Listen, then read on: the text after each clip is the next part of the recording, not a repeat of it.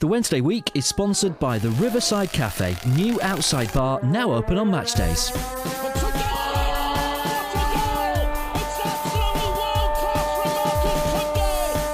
a chance here, a great save. A turner from McClare. Might come. A terrific goal by Sheridan. Brexman against Jones. Get in. You could have two goalkeepers in there that would have trouble saving that. Hello there, ladies and gentlemen, and a very warm welcome to the Wednesday Week, the Sheffield Wednesday podcast. I'm Lord Hillsborough, and with me on the line, we've got a full house, ladies and gents. First of all, Mr. Marriott, how the devil are you? All it takes for us is to sign Jordan Rhodes for £10 million, and every bugger's on the podcast, aren't there? That's all it takes. It certainly is. Fudge, old boy, how the devil are you? All right, my babber. I was in Bristol last night, and apparently that's what they say. That's the thing they say. Have you been sidering it up, old boy? I haven't. I was drinking a drink called Butcombe. That's how they spell it, but it's pronounced Buckham. So I was drinking lots of Buckham. That's true. It was. It genuinely. This is true. We're full of Buckham. Richie, old bean, how the devil are you? I'm a little saddened this evening, despite all the last 24 hours, but we can't talk about the room lounge anymore. We can. Rumour lounge. The rumour lounge. No, we can't talk about it anymore. Rumour It's done. lounge. Until the next window, we can't talk about the rumour lounge. It's closed. The rumour lounge is closed for business. Victoria, my darling, how the devil are you? Good evening, my lord. I'm feeling rather happy. Are you? Oh, I'm just glad you said happy, my darling, because when you're feeling certain feelings, all sorts of naughty things can happen. And Mr. Hoyland is back again. Eddie, oh boy, this is getting to be somewhat of a regular occurrence.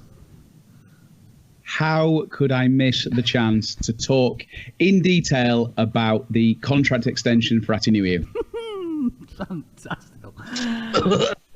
But before we get on to any transfer dealings, because I believe there's one or two being done, the first thing we need to talk about is the Bristol game. Bristol City game. Bristol City. Yeah. I need to get my Bristols taken care of, ladies and gentlemen. That'll be the Buckham. You know, yesterday when Bristol City signed Matty Taylor from Bristol Rovers. Now, if they'd have done the paperwork as Bristol are selling Matty Taylor to Bristol, it just wouldn't work, would it? These are important details. It would have made perfect sense to me. They should have just gone couple of Bristols or something like that. That's not even funny. That doesn't even make sense. That's a crap joke. Cut that out. Are we still recording? Really, don't rerun that for just that. Yeah. But apart from that, I mean, we did start the game off rather brightly, didn't we, boys and girls? I mean, I was quite excited when the first one went in. I thought, right, that's it, feet up, cricket score, here we come. Yeah, We talked about a proper spanking, didn't we? I was getting excited for said spanking because an early goal from Cheeky Nando, it doesn't get any better than that, does it? And you're thinking, oh, we're going to do this, we're going to win 5s and 6s and everything's great, and then the opposite happened. But it wasn't quite exactly what you call the opposite. We didn't lose 5 and 6s, did we? It was a very interesting game, shall we say. I thought there were some real big positives to take from it as well. I thought Bannon looked amazing. I'm going to have to take issue with that. I'll tell you for why, Lord H. Bannon, for me, is very good at masking what he's actually doing when he's not pulling a shift. And I'll tell you for why. The last 20 minutes, we should have been pushing. You know, they've scored an equaliser. We should have been absolutely going for that third goal and killing this game dead. And what he did was, instead of actually running and moving, and, you know, the pass and move Liverpool groove from the 80s that, you know, players like Ian Rush and John Aldridge made famous. It was just him picking the ball up from Westwood and doing some big 50-yard Hollywood ball, which, you know, to the crowd, to us, you know, us mere mortals, we're like, oh, that's meant that's well good, he's fucking brilliant. But, you know, he's not actually done any running. He's done nothing. He's just gone slap, get on the end of that, kid, see you later. And it was... He's good, at those little intricate little triangles, and when he's absolutely, I mean, some of the stuff he did, like you say, in the first half an hour, Jay, I think you'll agree, we looked bloody good, but then that was it. Yeah. It started really well, didn't it? And then it just didn't go anywhere. And I think probably, it was a mistake that we gave away the penalty. It was quite poor defending. I've seen quite a bit of poor defending from us in the last couple of games. And it was just one of those, silly moments, rush of blood to the head, whatever, daft challenge. And we never really we didn't look the same again after that. I think after the first goal went in, after their equaliser went in, it all kind of unravelled a little bit. And then you kind of think that we were almost lucky to go 2-1 up. Really, it was a bit of a pot shot from what we were right behind it, weren't we? We had a brilliant view of it, and you could see the hell of a finish. Foot, you could see it was going in. I'm going to take umbrage with that, if you don't mind, because I thought that was a brilliant finish from him. And I thought the interception from Bannon before that was reading the game beautifully. Am I seeing this in sort of blue and white rose tinted spectacles? Yeah, I'd have 14 gin and tonic, so I don't know. Bannon for the 2 goals picked out some of the best passes you'll see this season. For the first goal, the way that Reach ran across the front, ran behind the defence, literally across the edge of the 18-yard box in a horizontal line, and Bannon to put him over the top was absolutely sublime. Don't get me wrong. And the ball through to Wallace for our second was incredible. You know what I mean? It was just that last 20 minutes that kind of did me head in. But I thought it was a hell of a finish. And like James says, as soon as it left, I mean, the angle that we had, it was, that's in that. I was up and jumping as soon as he'd left his toe. It was a thing of beauty. Ross Wallace doesn't chance his arm, does he? He hits them and they stay hit. He knew exactly what he was doing. He put it exactly where he wanted to put it. I thought it was a great finish, and I agree that the ball for both of the goals from Barry Bannon was unbelievable, absolutely spot on. Because he's a chuffing hero, that's why. Yeah, he is for 60 minutes. Absolutely. Oh yeah, you're not allowed to say that, Lord Hillsborough, are you? Get your sense because of recent signage activity. You're not allowed to say the word absolutely for this show. Is that correct? Absolutely. That is. So we're going to say it. Are we allowed to say right then, ladies and gents? No. Or I don't know. That's copyrighted, I'm afraid. So something, that's £4,000 you now owe me, Victoria. Thank you very much. A couple of other things from the game, of course. Mr. Fox had his first game, and I thought he looked rather spiffy as well.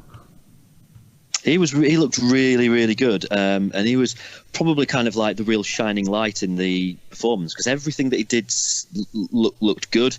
He didn't really put a foot wrong, and I think that we'd all seen the horror stories, the warnings from Charlton fans about how terrible he was, and it was really good to see him playing. He seems to really suit our style of play as well, and I'm guessing this is why we particularly went out and got him. Is that the scouting staff or Carlos or whoever saw something in him that they thought would work with the way that we play, and it was a very good debut, very promising, and I've just got a feeling that he might be able to make that position his own. I think we've had issues with the fullback positions pretty much all season, haven't we? No one's really kind of stood head and shoulders above anyone else and really made them the positions their own. Maybe Megan Fox will do that. It had to be said, he made a wonderful clearance off the line as well, didn't he? Didn't she? Didn't he? Didn't she? Didn't it? Absolutely. Get your sense, yo. You have no idea how hard that was actual anger then. That was like shut your whole mouth. That was shut your whole mouth. In a cheery way. I'm probably sweating here and everything. But yes, I think there was something. Yes, it's disappointing. I was, like Eddie, preparing myself for a jolly good spanking for that game, especially when the first one went in. I was getting very excited about it as well, and I was disappointed. But the goals that Bristol scored, I mean, the penalty itself... Bristol City scored. The penalty itself, did anybody else think that was a little soft? No, it was a foul. It's a penalty. Yeah. All day. I think it wasn't. The argument that people always make is, well, he jumped over his leg. It's like, well, do you want him to run into it and break his own leg? Like, how is that? oh, he jumped over it, so he didn't get. Well, yeah, you would, wouldn't you, if someone was going to break your leg? Yeah. It's exactly the same as when Fessy got booked and sent off at Hull last season, wasn't it? He had to jump over Dawson's leg, otherwise he would actually have broke his own leg. It was a foul. It was a foul. It was a penalty. All day long. I must say it was a very well taken penalty, though. It really was a belting penalty. So fair play to the chap. And then of course there was the muff that was there of the goal, and that was just a plain old unlucky deflection, wasn't it? No, you know what though? The run up to it was just full on typical Wednesday defending, and this is not a Carlos Carvalhal side thing. This is not a Stuart Gray thing. This is typical Wednesday defending, going back to the days of Darren Potter. It's so annoying that we seemingly have a complete inability to understand that if a team breaks in numbers, they are going to try and pass the ball between them. And we basically just go, oh, that guy's got the ball. Let's look at him and ignore everything else that is going on around us. And the final finish, it took a deflection. It was a little bit spawny, but we put ourselves in those positions. We break our own back with these stupid ball-watching defensive displays. And we've had it time and time and time again, whether we are a playoff, promotion-chasing team at the top of the second tier, or whether we are a Chris Turner-led team struggling, an Alan Irving-led team struggling at the bottom of the third tier. And I don't understand why it is. And maybe all teams get it, but I watch a lot of football on TV, and I don't see Keystone Cops defending much. It's weird. I was going to reference Keystone Cops. There you go. My football coach when I was 10 used to refer to it as flocking. You're flocking. Yeah, you're flocking. Stop flocking the ball. Yeah, and you're dead right. That is what used to happen. Now, in terms of the Bristol City game, I think on the whole, a draw was a fair result for that evening, I believe. However, we shouldn't be giving teams like Bristol City an opportunity to have us walk away going, that was a fair result. We should have absolutely handed their backside to them on a silver platter, covered with a lovely towel, with somebody dressed like Rafa Benitez going, would you like black pepper? You know what I mean? We should have smashed them out the bloody park, and we didn't. And what do you want? What? Did you just say, would you like black pepper, Sam? Yeah, yes, would you like black? You want parmesan? You want the parmesan, the love? You know what I mean? Something like that. Love. I had issue. I thought Liam Palmer was particularly terrible. And I know we're not allowed to slag off Liam Palmer because he's one of our own, but I thought he was bloody rubbish. And it was Ramon. Ramon was out there. Yeah. Ramon. You were giving him some stick last night, to be fair, Fudge. I tell you what it was, right? You didn't hold back. It really annoys me. You know when a player like Wallace, who likes to run with the ball at his feet, wants to go tearing forward, and you've only got so many channels, and they teach you about channels when you're 13, about hitting the channel, whether you run it or whether you pass the ball down it. You had Ross Wallace with his napper down, he just geared into third, he's about to just kick on and absolutely hit that byline, and bloody Liam Palmer stood in his way. And he got absolutely rinsed by that Tammy Abraham at the other end, on more than one occasion. And that annoyed me. That got up my nose. And then there was, and I still don't understand why we took Winall off for Newhu, because he was, and I'm going to coin a phrase here, bloody rubbish. Shite. And it was painful to watch, because every time he went up for a header, and you were in front of me, James, and it was just, he's going to foul him, and he just bash. Was that kind of he kind of went on his tiptoes? That's how new you heads a ball, isn't it? Right, it was painful. The only good thing that it was. The only good thing he did was when Wallace scored, he celebrated with Ross Wallace, and looking at them two together looks like Danny DeVito and Arnold Schwarzenegger from Twins. This is normally the place where I jump in and point out all the wonderful things that Dave has done, but unfortunately I haven't had time to watch the full game back because obviously bloody rubbish. You were rubbish. I feel terrible. I feel like a part-timer today. So unfortunately I have no defence.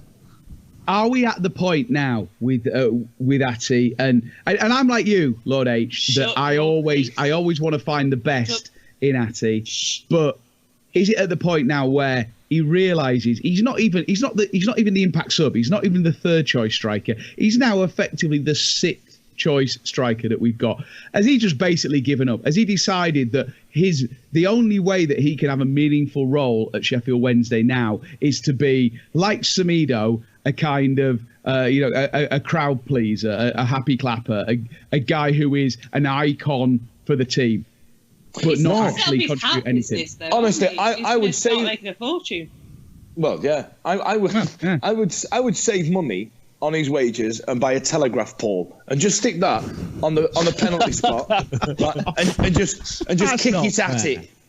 Honestly, he had no impact whatsoever, and we needed. I mean, you've got no people... impact whatsoever. Don't be so harsh about it. Come on, you can't. That's no impact. Go on, Vic, you tell him, Vic. You tell him. I've just had enough of it, my lord. I've had enough. He comes on here and he just spouts venom. Just venom. How can you defend him, though? He's doing note. I swear to God, defend him. Kim Hudson all over again. No. Whoa, no, you didn't. No, there was no defending him. I was a big Dave fan. I was, and I always agreed with you that he did. A big Dave he fan. did other things off the ball that drew defenders out, and it took a couple of players with him. But I think it's been a while since we've done that, or since he's done that. And look at the players we've signed, and we're going to get to that in a bit. But where does he fit in? I mean, where is he going to fit in? In lovely, like a glove. He would fit in like on the payroll at BT. LJ Simpson, you mean?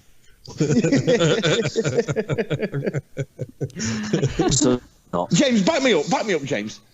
I couldn't agree more, to be honest. He had zero impact last night, and I'm not the biggest Dave fan in the world, certainly not as much as some of you guys. But I sometimes think he has a role to play now. With his performance and the fact that we brought him on last night gets superseded by what happened this morning with our new arrival, because hopefully that kind of situation should never have to come around again. Fletcher is our big man. He's our first choice big man. You don't need a second choice big man. You lost it for a second again, then, Jay. I tell you what, we got James for a few minutes, but he left before and he just left Cyborg James. Yeah. So somebody put 50p in Cyborg James and crank the Sorry. Although it's a lot funnier on this side of it. Well, yeah. Right, what did you get? What didn't you get? We heard that you. I hate Dave. Pretty much. Yeah. You weren't his biggest fan, but last night he came on and. Right, okay, I'll start again then. Yeah, look, I'm not Dave's biggest fan, certainly not as much as some of you guys are, but I've seen the role that he's had to play before. Now, last night he came on and he did nothing. He really did. He didn't offer anything. And the fact that we're still, in the position that we're at and how far we've come, we're still turning to Atinui off the bench. With what's happened this morning and the new arrival that we brought in, hopefully that scenario should never come around again. It's difficult to see what role he's going to have to play, because I don't think we've got 4, 5 if you include Fessy, excellent strikers now who score goals in the championship. The stat that I saw earlier, which is hilarious, is that Jordan Rhodes has scored 7 goals at Hillsborough.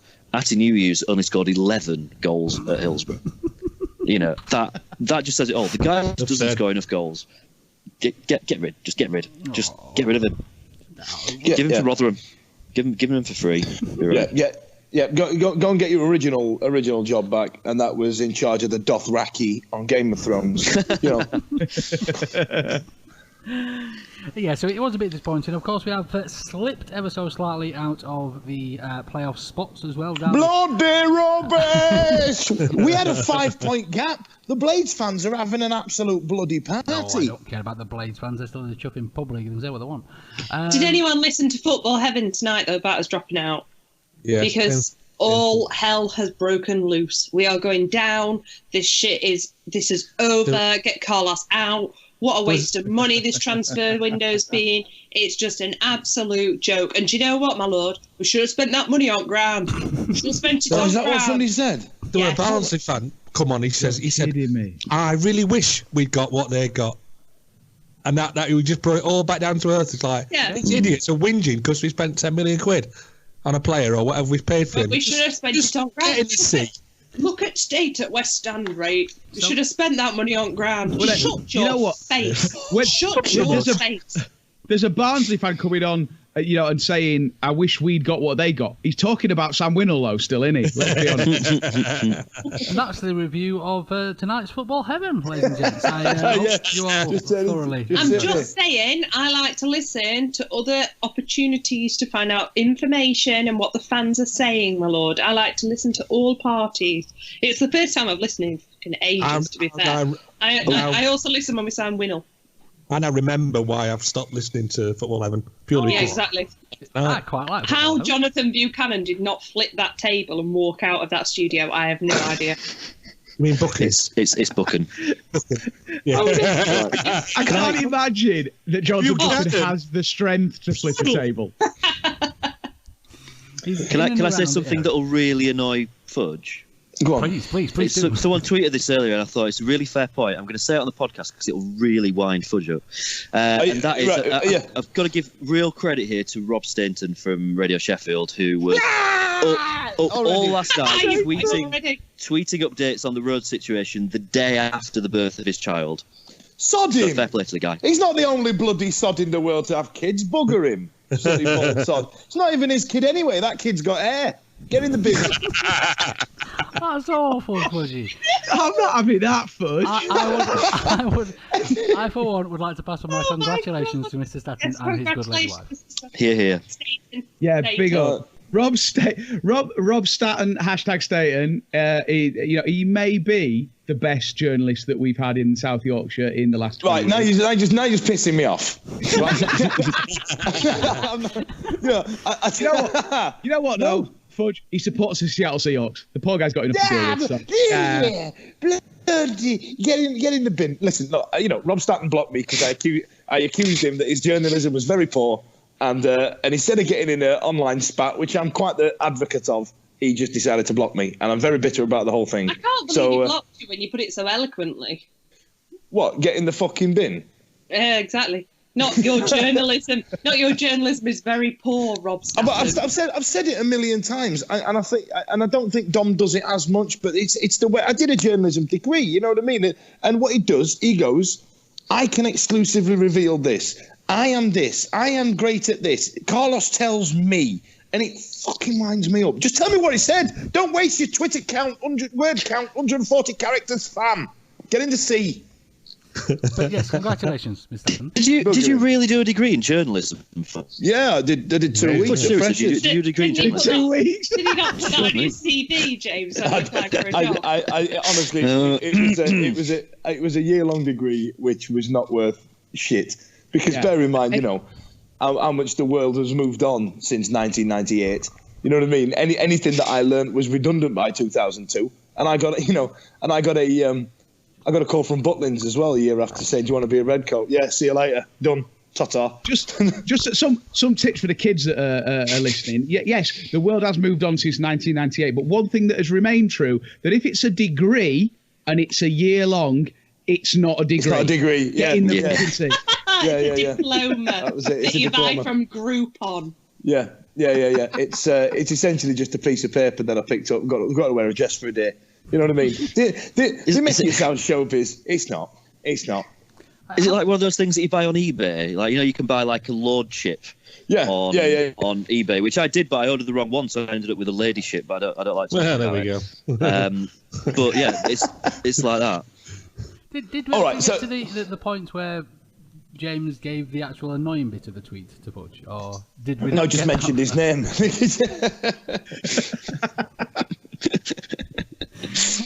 Go on, I'm all right. Get me a brew on. Sean, put kettle on. Wankers are winding me up. I can feel a slap coming on.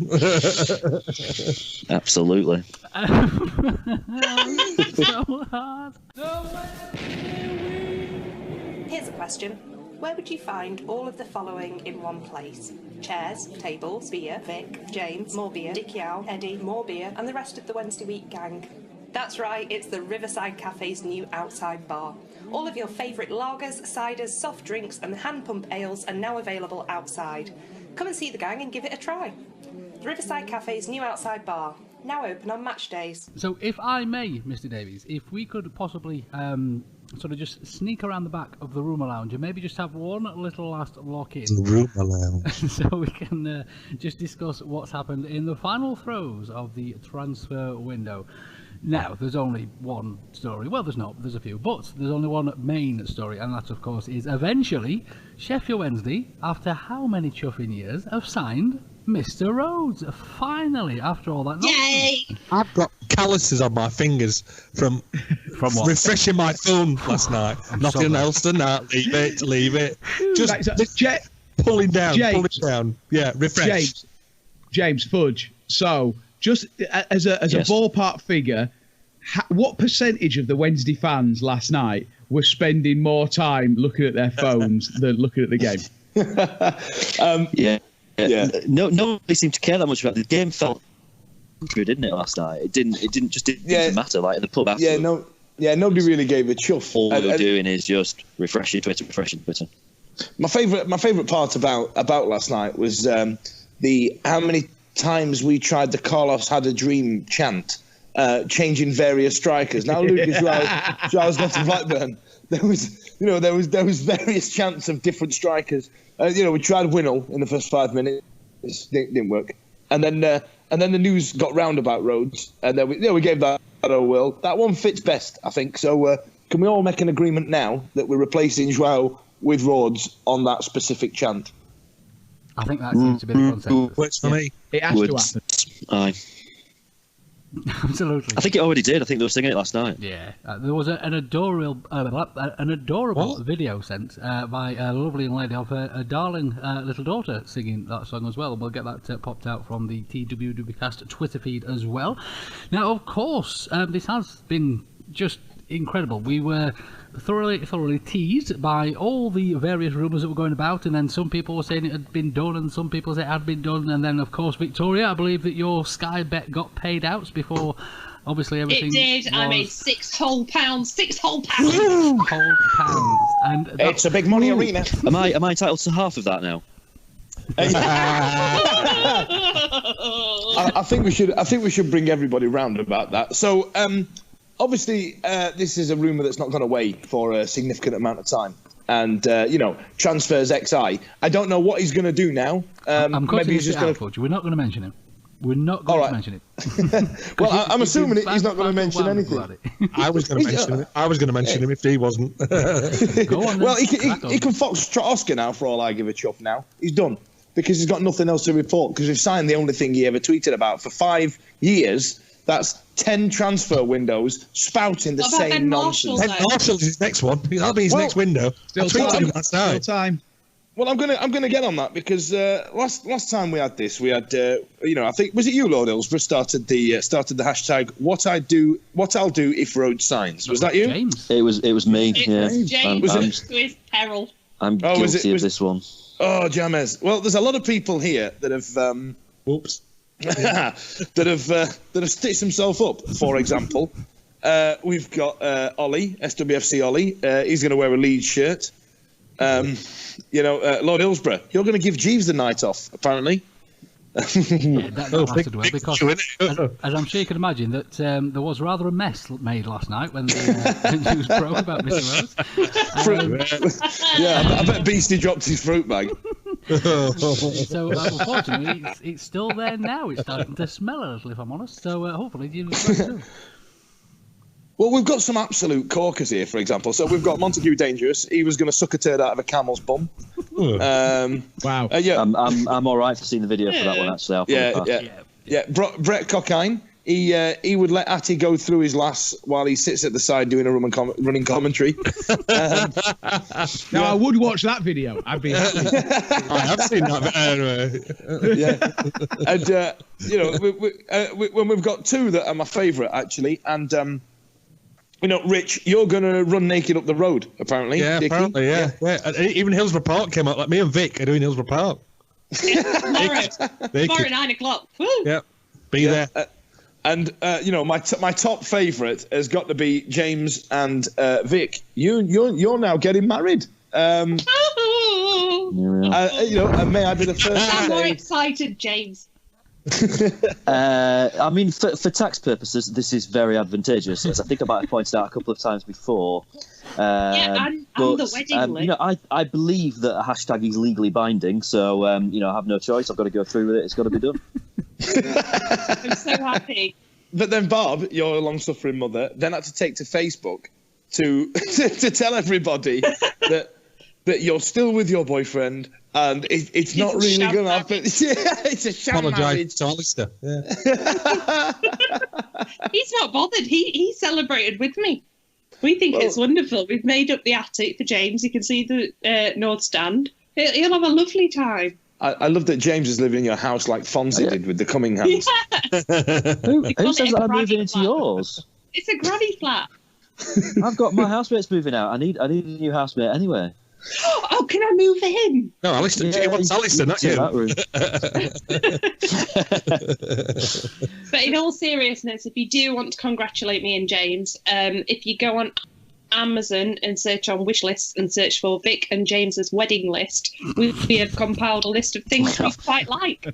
It is real essential stuff. There's nothing silly on there at all. It's very there's a roll top bath. There's mildew spray. There's a his and hers guide to a perfect marriage without an affair. It's just, I'm keen on that. I'm particularly keen on the life-size cutout of Ainsley Harriet, which I feel is something that could be very useful. Whoa! Listeners, I've already bagged that. I don't even need to buy it because I've got 3 at home, so I'm going to donate one.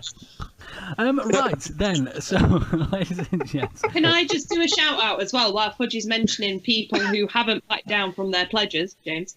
A man called Southwest Owl on Twitter, Mick Meller, tweeted, "I will post a pic of me just wearing a Borat mankini." Yes. And tonight he has uploaded a photo of him in a Borat mankini, and you can see everything. Yes. But he's done it. He said, "I'll never back down on a bet." Good lad. Well done. Big up. Right. Now, of course, Mr. Rhodes is now officially a Sheffield Wednesday player. Apparently, it's on loan until the end of the season, when there will be a permanent element added to this. I assume... Financial fair play, cough. Absolutely. I would assume that's due to the financial fair play. Oh, you just said it. You just said it. Boom. You did. Now you have to marry. What did we agree? It's £1,000 fine every time, I think we said, didn't we? Yeah, it was, yeah. Due to the copyright, I'm still $3,000 up, so everybody's happy. That's just chump change. That's just chump change to a lord of himself. You know what I mean? What? Oh, chuff. Right, yeah, so yes, of course, Mr. Rhodes. And yes, financial fair play looks to have been the reason we've got the loan. The loan? The loin, rather than the... Jordan Rhodes' loin. Technically, we bought his loins and all, haven't we? So we bought a lot. Wait, have we loaned him? His mankini. That's what it is. Yeah. He's on loan until the end of the season, and then... I wasn't aware. I thought we'd spend 10 million quid or some nonsense. Well, we are. It is, we will in June. It becomes permanent in June. It's not like an option. It becomes a permanent transfer in June. It just basically means, because you're allowed to make, £13 million loss per season. So it just means that it comes out of next year's budget and not this year's budget, effectively. Fair enough. But why are we still paying Lewis McGugan and Well, so on that point, from up here in the frozen north, one of the things that a lot of the Borough fans who are quote unquote in the know, we have on our Twitter feed every day, we have got loads of Twitter Wednesday fans who throw things out there that they sound feasible. Do these people know anything? I don't know, but Borough fans who I know and trust, who are quite close to the club, are saying that one of the drivers behind this move was Steve Gibson has lost confidence in Middlesbrough's ability to stay up this season, and that if they go down, he is fully prepared to renege on the deal that brought Jordan Rhodes to Hillsborough permanently, because he knows that Jordan Rhodes is an absolute asset in the Championship to get back up into the Premier League. So, to be fair, that's good business on their know. behalf. You know what I mean? As a business absolutely. decision, that's actually quite clever. Yeah, because Steve Gibson's no mug. Karanka will be out the door. I mean, he's on the verge of it anyway. By the sounds of it, there's been a big. I mean, for somebody like Karanka to have a fallout with the widely regarded best chairman in the land that people keep talking about, it's like that's quite a big deal. Now, he's obviously not met Dapon, but yeah, that's actually a really good business on behalf of Middlesbrough, to be fair. Much to our chagrin that, we're at the receiving end of it. I'm not sure, surely, though, that there is something that is signed, that this is not it's not an option at the end of it. This is, there's got to be something written down somewhere, otherwise the club wouldn't have, they just announced it as a they wouldn't announce it like for the rest of the season. Yeah, I mean, it's very clear. It's in no uncertain terms, is it, in the statement on the website about what the deal is. At the same time, if we go up and Borough come down, doesn't that work in everybody's interests? Would we honestly want Jordan Rhodes on whatever money he's on as a Premier League striker? And would Middlesbrough prefer to have him, in an attempt to get back up there? But the thing is Jordan Rhodes, yes, he's been playing in the Premier League, but we've not really seen much of him playing in the Premier League, so we don't know if he can or if he can't do it. That's the thing. And I honestly do believe that, given the chance, I don't think we're ever going to see Mr. Rhodes as the new Dave, are we? For the want of a better term. So I do believe that if we do get promoted, I think Jordan Rhodes will fit in incredibly well into any Premiership team. Can we stop sacking him off already? Yeah, I mean, it's like listening to Football 11. Yeah, Eddie started it. Yeah, Eddie, go on holiday, for goodness sake. Listen, you be careful. That's not till April. Yeah, you be nice to him. He's not been skiing in at least 2 weeks, so let's lay off him. And one of the most wonderful things is, of course, Mr. Rhodes did a fantastic little interview for the club, and the video was popped onto the YouTubes, and he started it off by saying... Did you write his speech, my lord? Did you? Because he said could have come straight out of your mouth. He said, absolutely. I'm chuffed to bits. And that was it. My heart fluttered, my loins girded, and it was just marvellous. It was fantastic. Can I just, on that subject of the Jordan Rhodes interview, he's quite camp, isn't he, Jordan Rhodes? I think he's just very young. He's very softly spoken. That's the phrase that I was going to use. But he knows where onion bag is, and that's all that matters. Oh, absolutely. He's a very nice young chap, and I think he's... How giddy was he, though? He was genuinely giddy on that video. And it was brilliant to watch. Yeah, and do you know what? I've heard him do interviews and read stuff before where he said he does look out for Wednesday's result because of his dad's association with the club, and that we're a club that he's always kind of kept an eye out for. And I believe it. I believe that he's genuinely pleased to be here. The last time I was this excited about a player signing was when my brother rang me from in 1993, I think it was, and he rang me and he'd seen Trevor Francis driving with Des Walker in his passenger seat, and he rang me up, giddy as hell, and that's how I felt yesterday when I heard about this. I was as giddy as I was then, and I've not felt that same kind of, oh my God. Really? I tell you what, it's a good job back in 1993 you were in the house to take the telephone call, because it would have been on the landline back then as well, wouldn't it, Bobby? Landline? What's that? We don't have one of those. Smoke signal back then. He was shouting across the way at me. No. Have you bloody nowhere? and then Mrs. Dickie Owl was outside washing the step, because apparently that was a thing, wasn't it? Whitewashing the step. I'm trying to think who was Mrs. Dickie out that time. There's been a few. I can't. Blood, you bloody players gonna play. Don't hate the player, hate the game. Hey, you play your cards right, Vic. Could be you. I'm betrothed. I'm now. I'm so happy. The good thing is, though, me and my mum agreed earlier, this is less of a sham engagement than my previous one. So I'm glad. Jesus. Well, ladies and gentlemen, Vic's now officially past it. She's now all right. We're now allowed to joke about it. Oh, my God. The best thing is, right, guys, I had loads written down. I've got a new job, right? So I leave Cavendish Cancer Care middle of this month. which is why I wasn't on for a while. I'm back on now because I've got a 9 to 5. But my new role is engagement manager. And my uncle went, huh, it's ironic. Wow. Wow.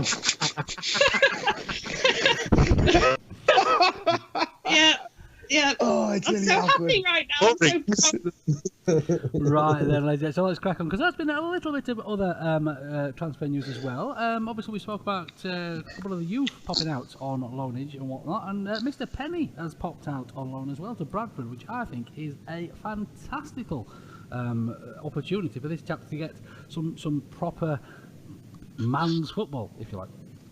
Yeah, no, it's great news for him because it's developing his career, etc. It would have been brilliant if they'd have just waited until we played Chelsea in the under-18s tonight, because we might not have got absolutely spanked. But they did look rather good, Chelsea, didn't they? Yeah, did it? Was it? They have won 5 of the last 7. That's a dynasty. As far and okay, look, if we still had Luke Bowden, we'd have been putting them back in their box. And to be honest, he's probably still eligible. There is a Luke Bowden rule, which means the Bonds can still play. But the Bonds rule. But yeah, we you know what, we it's great, it's brilliant. The bigger picture, our best players at that level should be going out there and getting, like you've said, real man's football experience. But what we were left with was clearly men against boys, wasn't it? So, for the big picture, brilliant. For our cup run, and arguably the biggest under-18s game we've had in the last 20 years since Stephen Haslam was the captain. It was a big deal for our under-18s, and we were showing that our youth program, our development program, our academy is doing the things that it needs to do. But today we got absolutely hammered. Before we do jump out of the rumour lounge for the last time. There's a rumour lounge. Well, that's so weird. I don't like it. I love it. You love it. The rumour lounge. I'd like to pass on, and I'm sure everybody would echo this sentiment as well, our ridiculous congratulations to Mr. Chansiri for sorting this out. Who would have thought just 3 years ago that we'd be doing this in a transfer window? How incredible is it that this man has come into our club and just, the investment is ploughed in there. And it's just amazing, isn't it? It's absolutely chuffing amazing. Let's put it into perspective here. Up until Mr. Chansiri came in, our record signing was a player that we signed in 1999 when we were still in the Premier League. Yeah. And that is a long time. Signing Jordan Rhodes, albeit we've got him on loan for now, but I was going to say we haven't spent the money yet. Our record no, we haven't. But we're on the hook for it. And if Steve Gibson says yes, you know what, we're going to proceed with that deal, we will have to proceed with that deal. There's no way. I'm pretty sure if we went actually nah, they'd be a little bit annoyed. Little bit. Nah, you're all right. Whether you're celebrating a birthday, a wedding or anniversary, maybe you've passed your driving test, or you've landed a new job. Well, whatever your reason for a party, the Riverside Cafe is the perfect location on Catch Bar Lane overlooking Hillsborough Stadium. To inquire about hiring us for your function, call 07989 856 054 or 0114 232 6121. Okay, listen, I'm sorry, Lord H. I know we're short of time, but I've got a bit of a bone to pick with you lot. Now, last week I broke a very special habit of mine, and that is to listen to the podcast when I'm not on it. Oh. Yeah. And I thought you were all. What have we said? I thought you were all too bloody nice about the Brighton game. It really annoyed me. It got right up my ass. Like I don't know what I thought that was really embarrassing. Well, that's ironic. Fudge, we've done this. Yeah, we've done this. Well, I tell you what. Look, to talk about the games, turn up to the Chuffing podcast. Has anyone got a time machine for damn Fudge? But then last night that was a crap result. We've been nice about that, and then I think I did the stats on it and put it in the cop end. We've had 3 good performances in 3 months. Oh, your rant on the cop end. 4 private messages after my reply. I replied saying, "That nice, babes, ASL." Yeah. These people sent Hi, me cutie. like 38. I think that we've forgiven Carlos for a lot because personally I believe he's peaked. I'm not turning into a Teddy Chucker.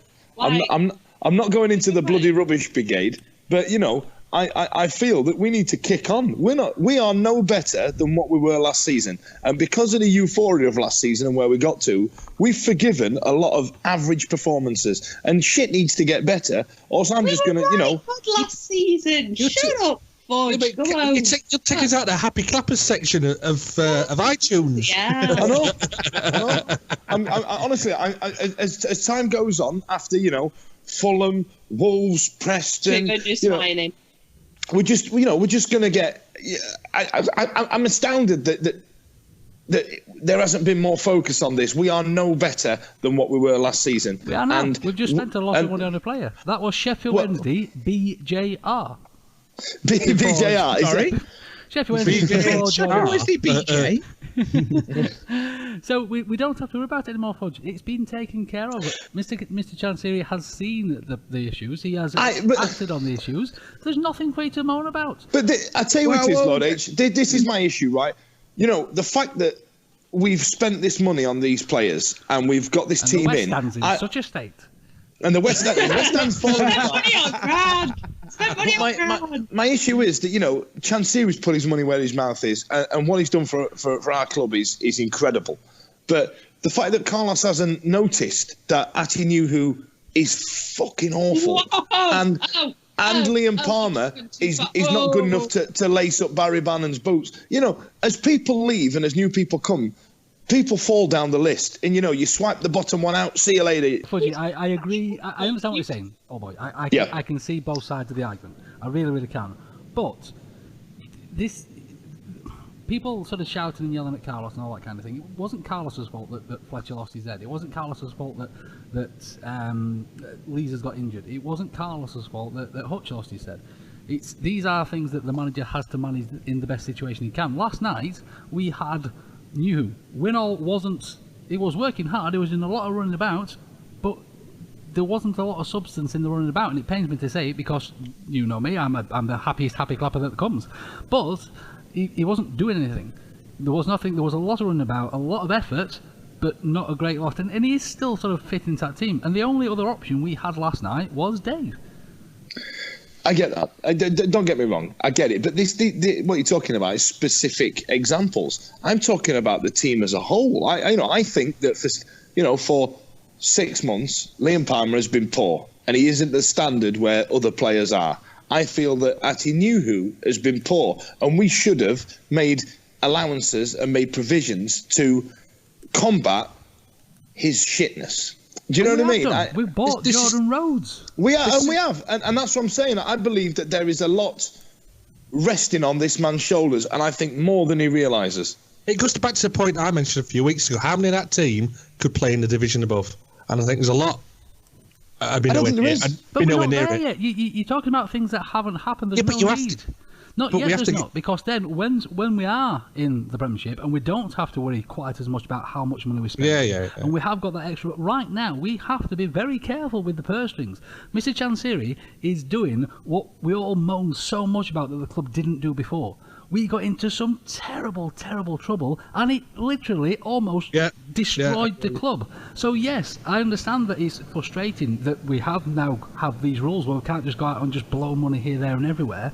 But I would much rather play Liam Palmer, I would much rather have Dave come on than be in the situation where we've got the taxman knocking at the door saying, right then chaps, where's my money, or you can get your send. I don't see how the two are correlated. Because I really don't. We need to play in the rules right now.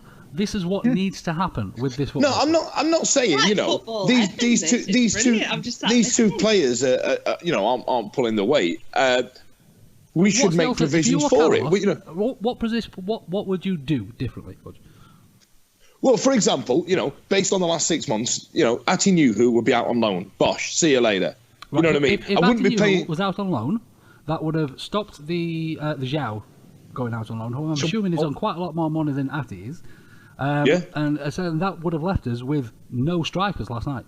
Apart from, I'd have kept Zhao. I think he needs a kick up the arse and he needs a run in the team, which he's not got. And I agree that he needs football, and that's why he's gone out on loan. I think that deal is best for all three parties, Blackburn Rovers or Zhao. You know what I mean? I believe that. And that's a good thing. He's gone. He'll play his football out there. He'll get good. He'll come back. And then one day, we've seen the potential in Zhao. We know that it's there, but he's just a young kid, and he needs someone to give him a big slap with a great big fish. He does, and Owen Coyle might get a tune out of him, and fair play to him if he does. But there have been some tactical failures we've made this season, and I think that we've given Carlos a charmed life, and we haven't. I'm not pressing the sack Carlos button now, but I feel that there are some questions asked about some of the decisions he makes during games, which are affecting our route to the Premier League, which is where we want to be. But I don't see what anybody could do differently at the moment. There is nobody. It's not just about signings. Don't get me wrong. It's about utilising players in where they should. For example, we've got now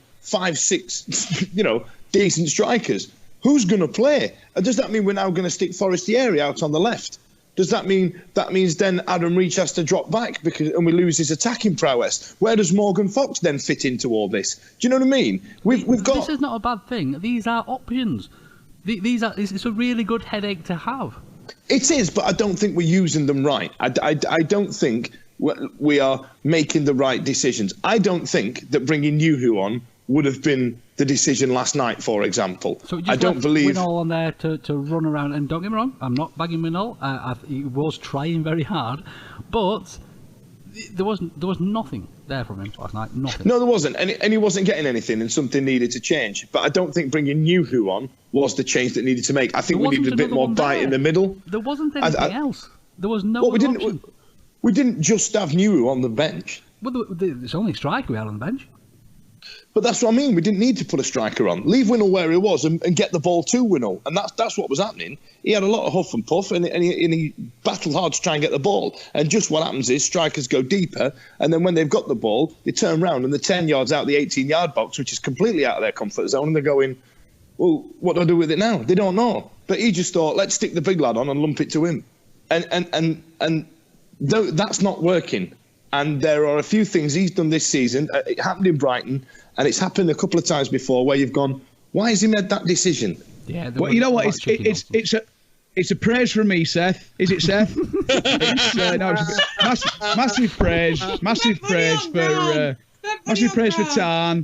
Tarn have done well. You can't compete with likes of Wednesday. I enjoy being a happy clapper. I enjoy being optimistic. I just feel that we've all got, as fans, a lot of us have got rose-tinted specs on, and it's not as great as how we're making out. We shall agree to disagree, because it will all change when we get to the Premier League. Right, so right side of life. All right. Look what you've done. You've broken Victoria. I'm just writing an application to. Somebody's broken. I'm just writing an application to LBC now for me. I'm pretty sure they're going to be interested after this. Right then, ladies and gents, so let's crack on then, shall we? And we have the Wigan match to look forward to. Now, of course, we were expecting a rather less difficult run of form, shall we? And the next less difficult team we come up against are Wigan, who of course are in the bottom three as it stands as well. Again, not having a great time, but teams do like to change their fortunes against Wednesdays, don't they? They've signed about 11 players, Wigan, in the window. Wigan have made quite a lot of signings, actually. I don't know if they're just trying to get the numbers in, because they're not brilliant, a lot of them. They have signed Alex Bruce on loan. They've signed James Weir, and again on loan until the end of the season. There's a few little bits and bobs on there. Young chap, actually, Bogle, scored 19 goals for Grimsby Town this season. So we need to be careful of that element. But again, can I just say as well, Grimsby, right? Grimsby, Chuffing Town. As well, have you? £1 million they paid for somebody last night. I don't know who it was. I was too stressed about Jordan Rhodes. But last night they forked out £1 million. No, Omar Bogle left Grimsby. He left. Yeah. Oh, for £1 million. I went to Wigan, who we're playing. Can we please Wow. this back to the Wheels within wheels. We come full circle. I was just saying, I'm sorry I've interrupted the damn Fudge show, all right? I was just trying to make a point about the transfer deadline. Whatever. So Omar Bogle's gone the other way, is that right? Yeah, he's gone to Wigan. Right, for £1 million.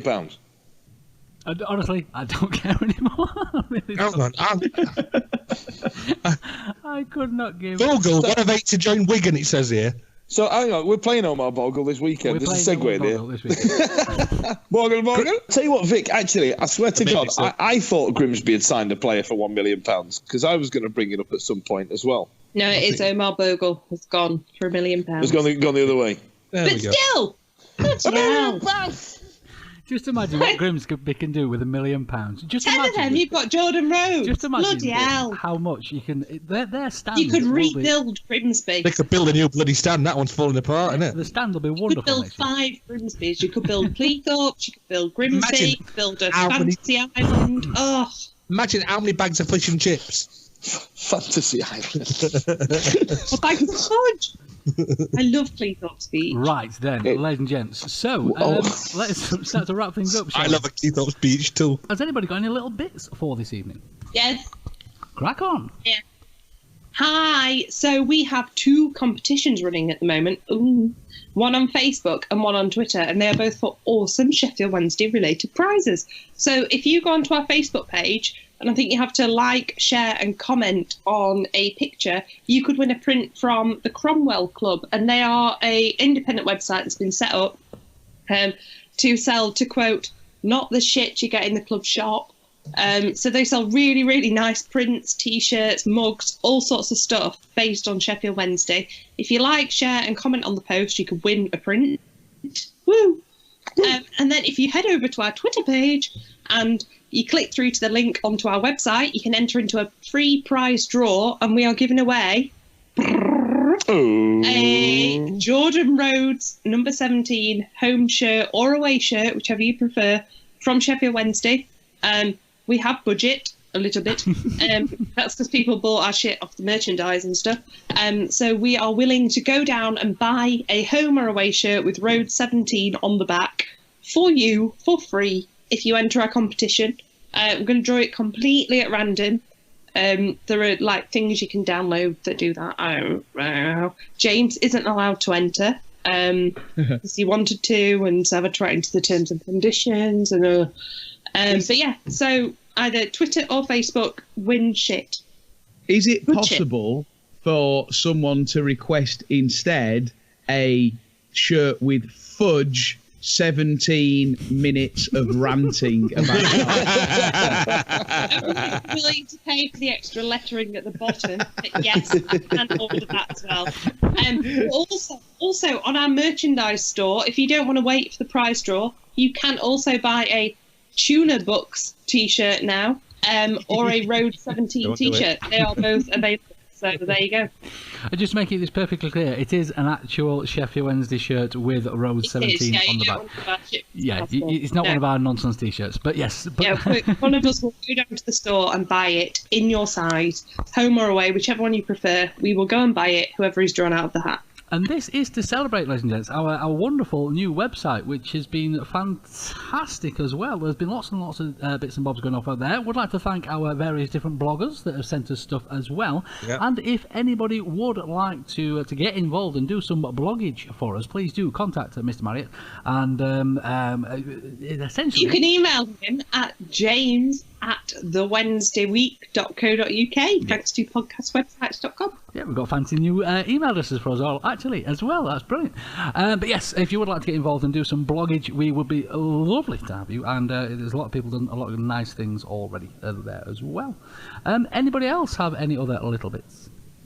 Yeah, I've got a little bit, actually. It's an interesting one because we're in a brave new world now where, Wednesday are on the up and up, and, we're all really excited about our new signing. And one of my close friends, Jamie, who goes by the Twitter handle of @the_geeker, he's come up with an amazing idea, which is to do a road trip from the capital of Jordan, which is known as Jordan, all the way up through Lebanon and Turkey, and finishing up on the Greek island of Rhodes. So it's a trip from Jordan to Rhodes to raise money for charity. I urge all of our listeners to get in touch with Jamie and tell him what an amazing idea this is. And you know what? If he does it, I will commit to going in there and sharing that driving with him. We will drive from Jordan to Rhodes. It's not 10 million miles,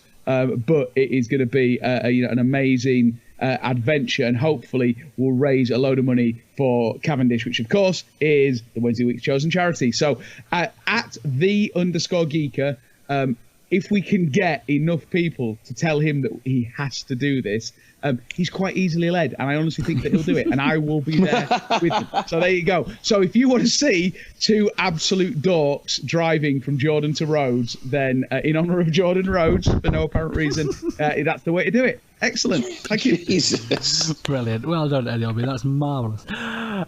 Anybody else? Any other little bits? That's a very personal question. Let's move on. I'd just like to mention again that if you go on Amazon and search for Vic and James's wedding list, I'm trying to get free stuff off I'm just saying. Hell, woman. Hashtag just saying. Right then, ladies and gents, that's going to bring us to an end for this week's show. Jamesy Albini, if people want to find you over there on the Twitteridge, where can we do that? My Twitter is @James Marriott. If you're heading to Wigan on Friday, which will be here before we know it, give us a shout. There's a few of us heading over, so a couple of beers before the game, beer at half time, give us a shout. Victoria, my darling, if people want to see more about your nuptials, where can we do that? You can find me on Twitter @Victoria1867, or you can email me and have it on my phone. No one's emailed me yet, apart from James to test it. Vic@thewednesdayweek.co.uk. Fantastic. Richie or Bean, if people want to see you over there on the Twitteridge, where can we do that? You can find me @DickieOwl, and I also have an email address. That's Dickie with a Y @thewednesdayweek.co.uk, and you can email me and I won't reply. Fudgy or Bean, if people want to see you over there on Twitteridge, where can we do that, my friend? Well, I've got a few places you can get hold of me. I am on Twitter @DanFudge, or I can be at the bar at Bristol shouting Buckham while a lot of people shout at me. I didn't realise I got myself a bit of a catchphrase now, so every time somebody realises who I am, or so, it's not that they recognise me, it's normally when they've introduced to me. Bloody rubbish. The first thing they say is bloody rubbish. Honest, I didn't realise I got myself a catchphrase. But yeah, you can also find me at Bristol shouting Buckham, or in my new job, ranting away on LBC. So give me a shout on that. I'll be on the Talk Sports Breakfast with Alan Brazil tomorrow morning. Eddie, old boy, where can we find you over there on the onlineage? As always, @Sausage Arms on Twitter. I am at Wigan on Friday night, so keep an eye out for me. The best thing is because I'm now a beautiful unemployed man. I am driving over to Liverpool in the morning, so I'm going to be in Wigan quite early. So if you see me, it's likely I'll have been drinking since lunchtime. So brilliant. Yeah, come and enjoy. I am terrible when I'm drunk, and most of you know that because it's every week here on this podcast. @Sausage Arms on Twitter. Or you can email him, Eddie@thewednesdayweek.co.uk. Yeah, you can. Woo! Of course, get hold of I'm going to email you right now. You can get hold of me over there on the podcast. You can get hold of me over there on the Twitteridge @Lord H, that's L0RD_H. Of course, you can get hold of the podcast over there as well. There's lots of different places to get hold of us at the moment, isn't there, ladies and gents? People get rather confused. But you can find Twitter, Instagram, websites, the lot. Of course, we're in all the usual places, ladies and gents. And whilst you are over those places, do please follow, like, subscribe. If you are over there on the iTunes, if you're listening on iTunes right now and you're looking at your phone and you can see that little review button and all those 5 lovely glistening stars, please do press away, ladies and gents, and just put good luck to Vic and James underneath, and that will count as a review, and we'll get lots of lovely new listens as well. It has been a pleasure as always, ladies and gentlemen. Thank you so much for joining us. Be good, be safe, and we shall see you real soon. Absolutely.